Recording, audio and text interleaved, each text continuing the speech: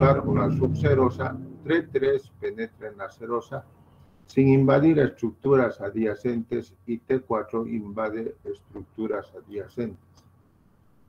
El ganglio linfático regional, que está especificado por la letra N, NX, no se pueden valorar los ganglios linfáticos regionales.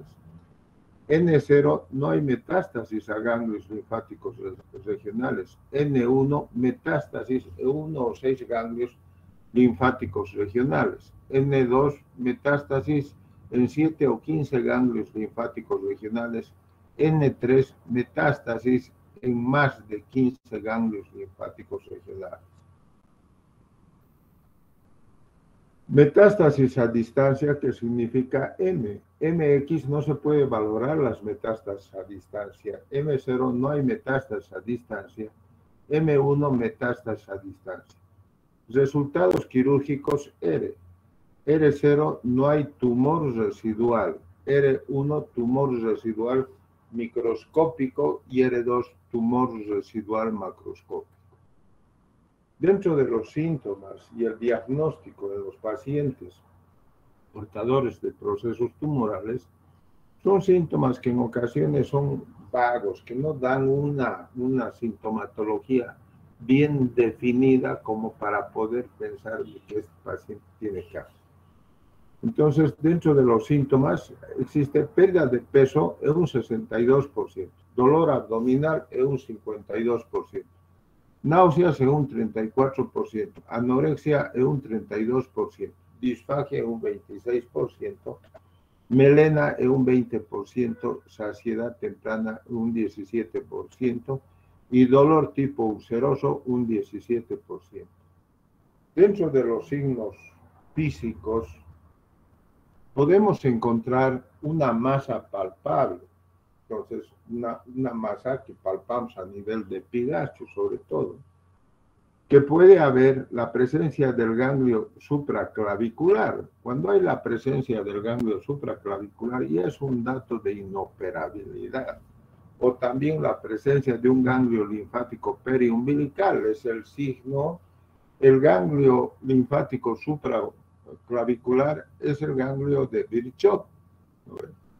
Y el ganglio linfático periumbilical es el ganglio de una monja, Sor María José, una monja española. Metástasis peritoneal, anaquel de Blumberg, cuando el fondo de saco de Blumberg está muy engrosado, eso quiere decir que ya hay una metástasis a distancia. Puede haber una masa ovárica palpable que la catalogamos como el tumor de Krukenberg. Puede haber hepatomegalia, ascitis, ictericia y caquexia y anemia de un 40% de los casos. El diagnóstico se lo puede hacer a través de una radiografía con doble contraste, por medio de la endoscopía con biopsia y cepillado, por medio de la tomografía, resonancia magnética, la ultrasonografía endoscópica y finalmente se puede también hacer una laparoscopía diagnóstica. El tratamiento es quirúrgico. Los tumores, los adenocarcinomas del estómago, no responden a un tratamiento adyuvante, o sea que la radio ni la quimioterapia no va a servir para el adenocarcinoma. Entonces el tratamiento es quirúrgico y la sobrevida a 5 años es dependiente también de la estadificación que pueda presentar el paciente y del tipo de cirugía que se le haga. En lo que respecta al tratamiento, se pueden hacer, ya sea de acuerdo a la ubicación del tumor. Si el tumor está a nivel de la región antropilórica, se puede hacer una gastrectomía subtotal o una hemigastrectomía. Si el tumor está un poco más dirigido hacia el cuerpo, entre antro y cuerpo, entonces ya implica de que los ganglios a los cuales puede haber metastatizado son los ganglios que están a nivel de la región esplénica. Entonces esos pacientes son candidatos a una gastrectomía total ampliada. Implica que hay que llevarse también todo el epiplón mayor, el vaso y parte del páncreas y retirar todo el estómago, una gastrectomía total, y hacer una anastomosis y ayuno esofágico.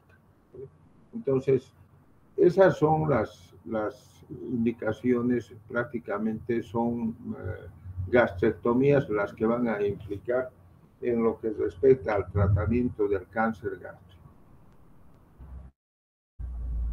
Estas gastrectomías, si es una gastrectomía distal, por ejemplo, que nos hayamos llevado la mitad del estómago, podemos hacer una técnica de Billroth 1, que es la que va a dar continuidad, o sea, una anastomosis del resto del estómago que queda con el duodeno. Y si también podríamos tomar otro tipo de conducta, hacer una Billroth 2, que es cerrar el duodeno y hacer una anastomosis con el yeyuno. Esta anastomosis con el yeyuno puede ser antecólica, puede ser retrocólica, puede ser isoperistáltica o anisoperistáltica. Entonces, esas son las conductas. Puede ser esa gastrectomía con tipo Billroth 2, puede ser tipo polia, cuando la anastomosis se la realiza en toda la boca del estómago que ha quedado, o puede ser tipo Holmeister-Finister, cuando se cierra parte de la boca del estómago y se hace la anastomosis, digamos, en un 50% de la zona resecada. Esas son las... hay que llevarse también siempre el epiplón mayor, porque es ahí donde se van diseminando los procesos metastásicos. Aquí tenemos, por ejemplo, acá es un tumor a nivel del cuerpo, del estómago. Esto va a dar lugar a hacer una resección en esta zona. Aquí hay otro tumor en el fundus gástrico. Y aquí hay otro tumor a nivel del antropíloro. Entonces, en función de la ubicación es que se toman las conductas de resección. Si, por ejemplo, el tumor estuviera aquí, entonces podríamos hacer una hemigastrectomía o una gastrectomía subtotal. Si el tumor está acá, hay que hacer una gastrectomía total, o si el tumor está en el fundus gástrico, igual hacer una gastrectomía total. Esta es una imagen que está mostrando un proceso neoplásico acá en la curvatura menor del estómago. Entonces estamos viendo, aquí están indicadas las flechas, una serie gastroduodenal.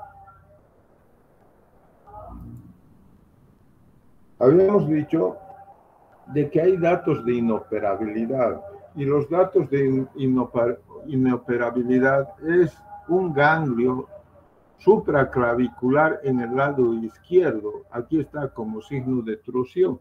Sin embargo, es el ganglio de Virchow, que se llama acá cuando hay presencia de este ganglio y el paciente tiene un diagnóstico de cáncer gástrico. Este es un signo de inoperabilidad. Así como estos otros, habíamos dicho de que hay a nivel del ombligo también que suele haber una tumoración en el nivel del ombligo, que es el signo de la monja Sor María José, que es una española.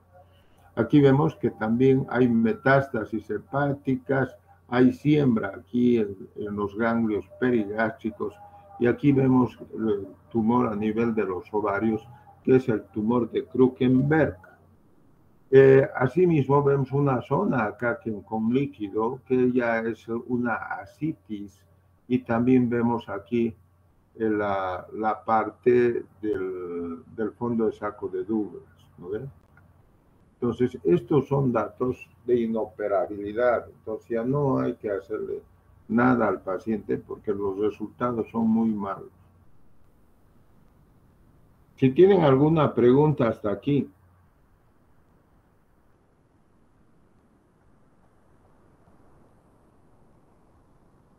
¿No hay preguntas? Doc, yo tengo una pregunta. Y en caso de ser inoperables, entonces, ¿qué se hace? Si ya encuentras todos los signos de inoperabilidad. Pues nada, pues hay que dejar morir bien, se dice, ¿no? Al paciente. Si hay datos de inoperabilidad, quiere decir que tú con la cirugía no la puedes ayudar, no vas a hacer ya nada. Contrariamente, cualquier procedimiento que tú hagas con el paciente con finalidad, podrías tomar algún tipo de conducta paliativa. Si el paciente, como consecuencia del tumor, tiene un proceso obstructivo, entonces podrías, digamos, hacer alguna resección segmentaria o que haya un cuadro de hemorragia digestiva alta porque presenta un tumor que está sangrando. Podrías hacer una gastrectomía, inclusive se hacen exclusiones, así como la cirugía bariátrica, ni se reseca, únicamente se hace la exclusión de esa zona con finalidad de que ya no siga sangrando y se puede hacer una anastomosis arriba, donde no hay un proceso tumoral para dar continuidad. Pero el tiempo de sobrevida en lo que queda en esos casos, en los que ya están muy avanzados, es muy breve el tiempo de sobrevida. Entonces, se cataloga que los pacientes con cáncer gástrico que se operan y tal, aunque nos den el informe de que los bordes están respetados, de que no hay un proceso neoplásico, aparentemente casi siempre ya hay diseminación linfática. Entonces ya está demostrado eso en función de los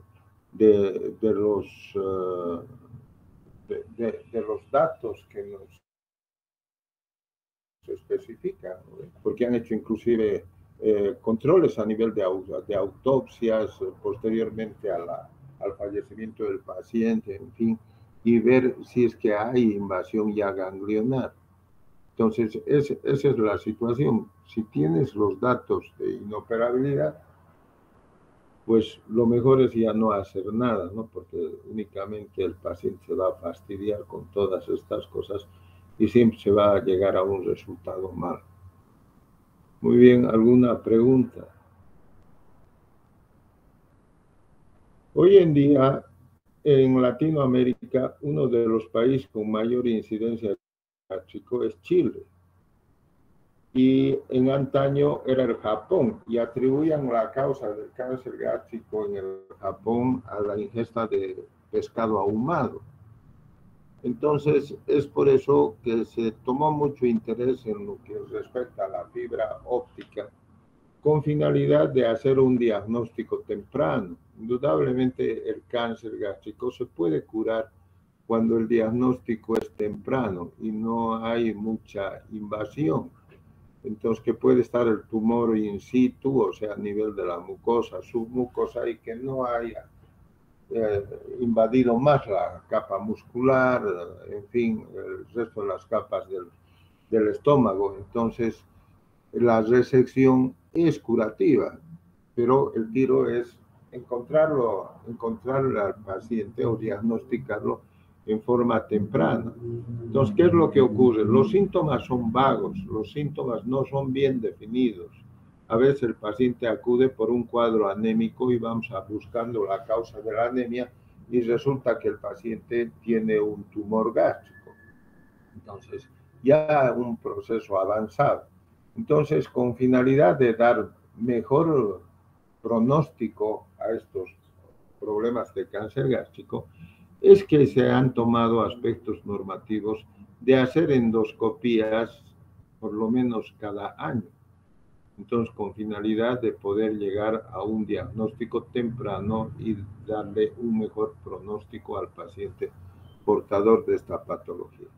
Han hecho inclusive aspectos de estudios. En el hecho se dice de que, por ejemplo, la raza negroide es más propensa al cáncer gástrico que la raza blanca. Y a nosotros, a los latinos, nos incluyen como raza negroide. O sea, nos dicen, y los latinos en los artículos, ¿no? Entonces, inclusive el tipo de alimentación. Entonces decían, ¿por qué en el Japón, si es genético, por ejemplo, tiene una incidencia genética, esto del cáncer, que también podría ser atribuible al tipo de hábito alimenticio, de área geográfica? ¿Por qué en el Japón hay más? ¿Y por qué hay menos en Estados Unidos, pongámosle? ¿Sabe?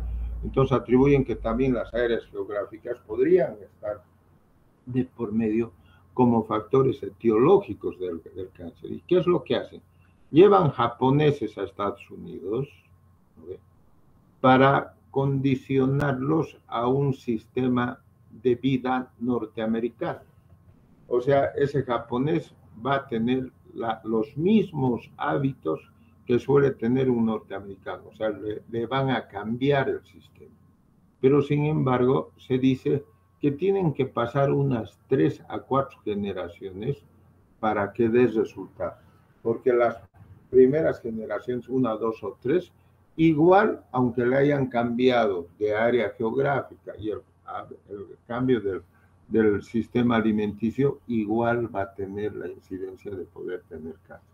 Entonces han hecho un sinfín de estudios en función de esto, y lo mismo estudios relacionados en cuál sería la técnica más adecuada para tratar el cáncer gástrico, en función de las gastrectomías, qué tipo de gastrectomía y todas estas cuestiones que pueden ser más satisfactorias con resultados mejores que algunos otros procedimientos. ¿Alguna otra pregunta?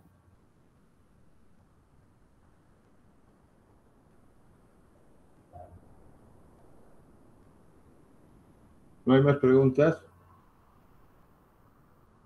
Bueno, vamos a hablar sobre el linfoma gástrico. La epidemiología, 50% de todos los linfomas gastrointestinales son gástricos. 32% con linfoma gastrointestinal tienen linfoma sistémico. 17% con linfoma sistémico tienen afección gástrica secundaria. La enfermedad es de origen cromosómico. Predisponen al linfoma. 64% de los pacientes con linfoma tienen Helicobacter pylori, más frecuente en varones en una relación de 2 a 1. La patogénesis. Los linfomas gástricos primarios se originan en el tejido linfoide relacionando a la mucosa gástrica. El pseudolinfoma es un cáncer de bajo grado. La anatomía patológica es similar al cáncer gástrico difuso. Se clasifican en 5 categorías: infiltrativo, ulceroso, nodular, polipoide y combinado. Los síntomas: dolor abdominal, náuseas, vómitos, saciedad temprana, anorexia, pérdida de peso, anemia y masa palpable. Los estudios complementarios a través de una radiografía con doble contraste, endoscopía, biopsia y cepillado, una tomografía axial computarizada de abdomen, tórax y pelvis, aspiración de médula ósea y biopsia, ultrasonografía endoscópica, laparoscopía o laparotomía con biopsia hepática y valoración esplénica y ganglios mesentéricos. El tratamiento y pronóstico: la gastrectomía total con esplenectomía y disección de ganglios linfáticos en bloque. Radio y quimioterapia producen tasas de curación alcanzables con la cirugía. Con la cirugía, la supervivencia a 5 años es de 34 a 50%. Entonces, los linfomas tienen un mejor pronóstico que los adenocarcinomas. En relación a lo que dice aquí, radio y quimioterapia producen tasas de curación alcanzables. Entonces, ¿qué es lo que ocurre? Por ejemplo, hace un tiempo atrás operé a un paciente en la provincia de Ansaldo, en el hospital del doctor Pietro Gama. Y ese paciente tenía un diagnóstico de adenocarcinoma gástrico. El diagnóstico fue dado a través de la endoscopía, le tomaron una biopsia y tenía el resultado histopatológico. Entonces era un paciente con un gran tumor que casi comprometía todo el estómago. Se le hizo una gastrectomía total y se envió la pieza para estudio histopatológico, y el reporte fue de que el paciente tenía un linfoma gástrico y no era un adenocarcinoma. Entonces, un paciente campesino y tal, se le dijo: tú tienes que seguir con un tratamiento adyuvante. Y el paciente se perdió y apareció después de un año como si no se lo hubiera operado. Tenía un tumor inmenso en el abdomen. Y pasó a oncología clínica del Hospital Viedma. Y en oncología clínica del Hospital Viedma le hicieron quimioterapia. Hay una asociación de quimioterapéuticos que se llama CHOP, así como la cerveza CHOP se llama. Entonces le aplicaron el CHOP al paciente y desapareció el tumor, pero se complicó el paciente. Se complicó porque hizo una perforación a nivel del intestino y hubo necesidad de operarlo. Y yo lo operé en el Viedma y tenía una perforación pequeña en el intestino. Y esa perforación había sido como complicación de esos pacientes que suelen someterse a este tipo de tratamiento quimioterápico. ¿Y qué otra complicación tenía? Bueno, se le cerró la perforación, se le hizo una laparotomía. No se veía ningún tipo de tumor, una cosa que se había palpado, como al decir. La cirugía no sirvió para nada, pero sin embargo, en la cirugía les retiramos todo el estómago. Y después desapareció el tumor. Y se infiltró el quimioterápico en el brazo del paciente y le produjo una necrosis de una región del brazo, que hubo que hacerle un injerto y tal, pero resultó satisfactorio el tratamiento y el paciente se fue del hospital ya aparentemente con un proceso neoplásico de un linfoma controlado. Otro caso, el papá de una doctora que también le hacen endoscopía y dicen adenocarcinoma. Entonces, lo opero al paciente igual, le hago una gastrectomía total al paciente.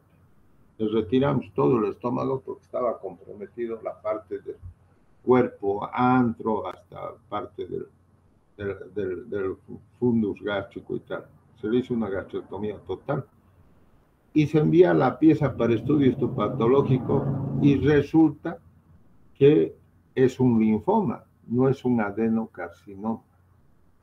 Y uno de los médicos que ayudó en la cirugía por esta situación de que hoy en día cuando se hacen diagnósticos de linfoma gástrico ya no son quirúrgicos, el tratamiento es médico y el tratamiento va en relación a hacer radio y quimioterapia. Y el que ayudó a la cirugía, le dijo a la doctora, o sea, a la hija del paciente, le dijo, ¿por qué no le haces un proceso al patólogo? ¿Okay? O sea, como para decir, no había necesidad de operarlo a este paciente porque ha habido un diagnóstico histopatológico errado. ¿Okay? Pero bueno, eso les comento, el paciente recibió después quimioterapia y ya lleva como 4 o 5 años de sobrevida. Bueno. ¿Alguna pregunta sobre los linfomas?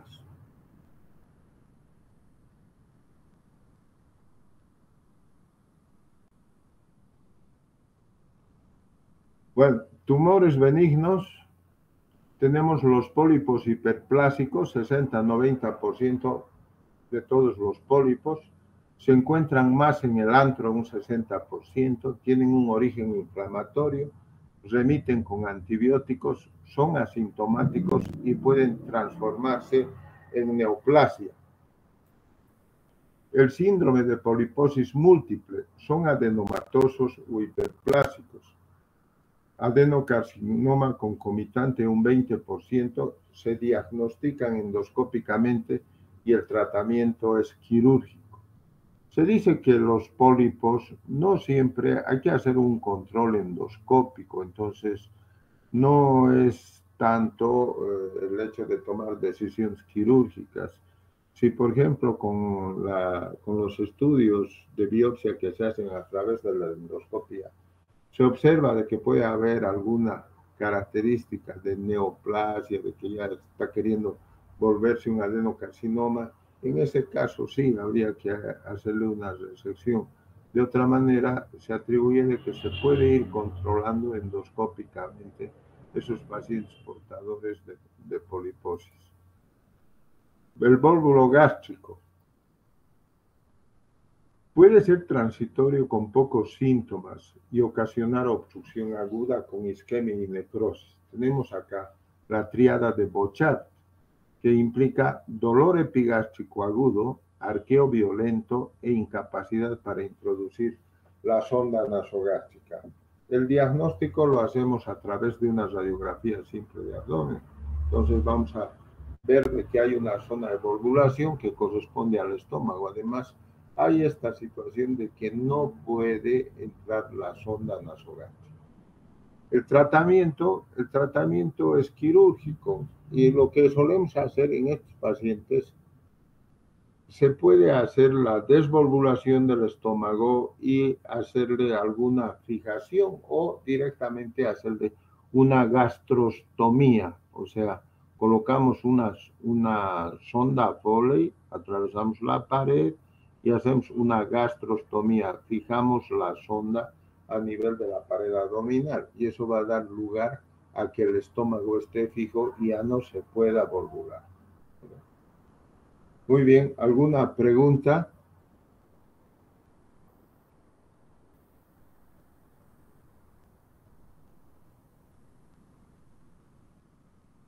Hola, ¿alguna pregunta?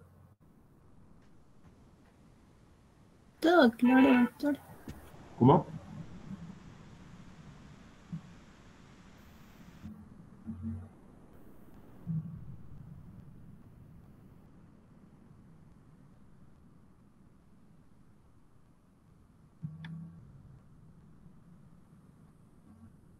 Hola, ¿no tienen preguntas?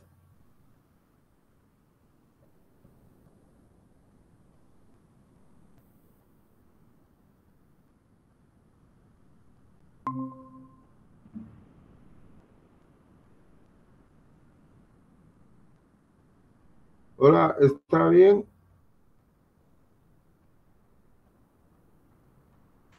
Bueno, Sí, entonces doctor. lo vamos a dejar acá si no hay preguntas y nos veríamos el día miércoles, ¿ya? Porque mañana yo tengo turno en el hospital viernes. Bueno, entonces ya les voy a pasar la invitación probablemente mañana o el miércoles, ¿ya? Que tengan muy buena noche y hasta luego. Gracias, doctor. Hasta luego.